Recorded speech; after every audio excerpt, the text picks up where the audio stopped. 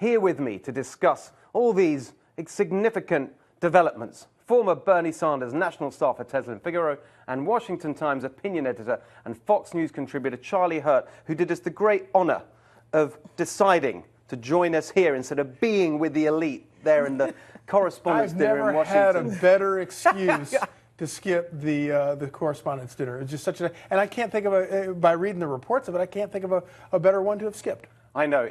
Well, we'll get to that, I think. But let's just start with, I mean, there's a lot happened this week with the president and so on. Let's start with the really important and serious stuff, the foreign policy aspects. I mean, the things that we saw this week, not just Korea, which has been widely commented on for obvious reasons, but also I thought it was significant the way that he really made progress on the Iran issue with President Macron and with Angela Merkel, where, you know, just a few weeks ago, you had all the kind of foreign policy elites saying, hang on a second, you know, he doesn't know what he's talking about, ripping up the Iran deal, he's not going to get anywhere with that. They're coming around to his position, but they just can't give him any credit, can they? No, and I don't think they ever will give him credit. One of the reasons I think it would be so delightful if he did bring peace to the Korean Peninsula is not that it would just save tens of millions of fellow humans, but then the Nobel Prize Committee would be forced to give him a Nobel Prize. But even they probably wouldn't do it. They would wind up giving it to Kim Jong-un.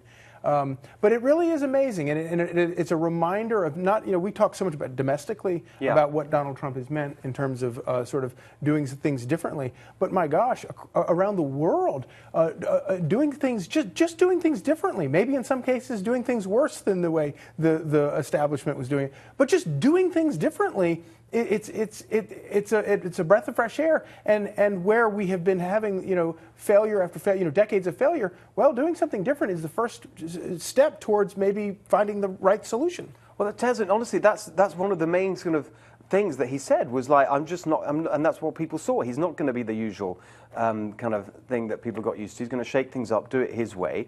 All the experts said it's going to be a disaster, particularly on foreign policy. It's going to be, you know, wreck the world. It's going to be a danger to the world. It's not really turning out like that, is it?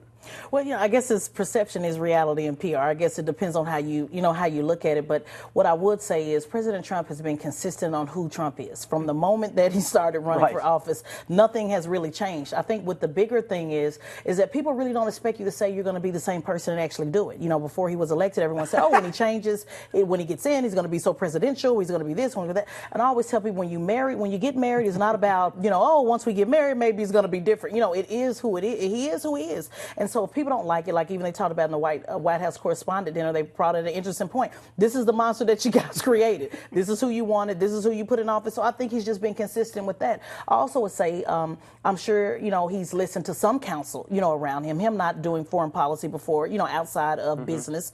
We can't assume that he hasn't, you know, tapped into his resources. You know, we really don't know.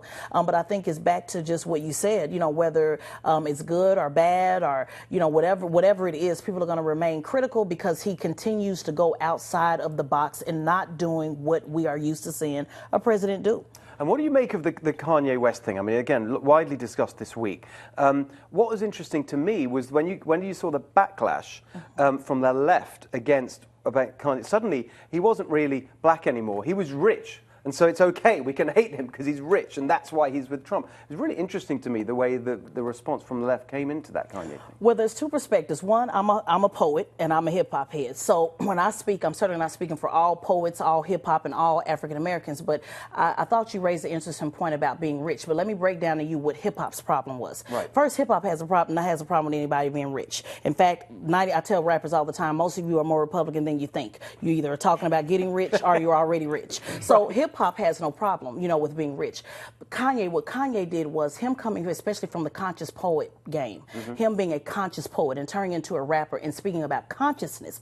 Once you've been deemed as bad for the African-American community, it is always going to be, I get criticized for coming on Fox, you know, no matter, even if I'm saying things that people believe, even if they say right on, you're right on point, it doesn't matter because Fox has been deemed already everything against what's helpful for me and my people, just being very honest. Yeah. So by Kanye stepping outside of that and saying, you know, listen, I want to be a free thinker. I want to have more dialogue, you know, across the table to have this conversation. I tell people all the time, somebody got to go to Fox. Somebody has to have the conversation. Right. Well, I'm very glad it's you. Yeah, and so because of that, because he came out and did something different and said, let's have this conversation.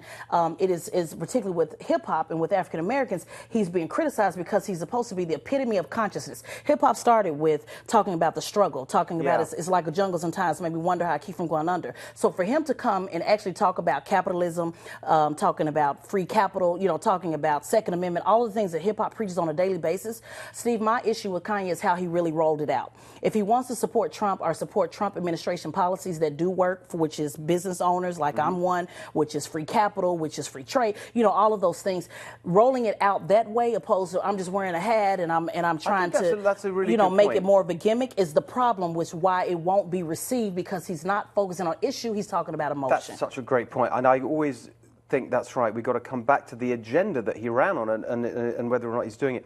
But Charlie, I thought it was really interesting what Tezlyn was saying there is about, actually it picks up on what Kasich was saying, of all people, which is this, this incredible polarization and division and anger and hate. And he's reaching out of that. He's trying to get out of the boxes and actually have a conversation. Well, that was the funny thing about the campaign. If you read the media, you'd think that it was the most polarizing campaign and all this kind of stuff. The truth is, there was a lot of polarization going on. But if two things. Donald Trump's campaign was the most issue-oriented presidential campaign I've ever covered. And that goes back a few years. The second thing is that those issues, as you pointed out, were very unifying issues. They were talking about things like freedom, breaking down, the bureaucratic barriers and things like that.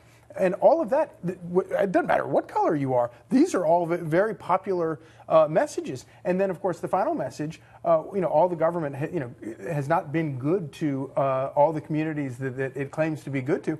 And that was why I think that message that he delivered to African Americans, that look, what have you got to lose, was such a profound message.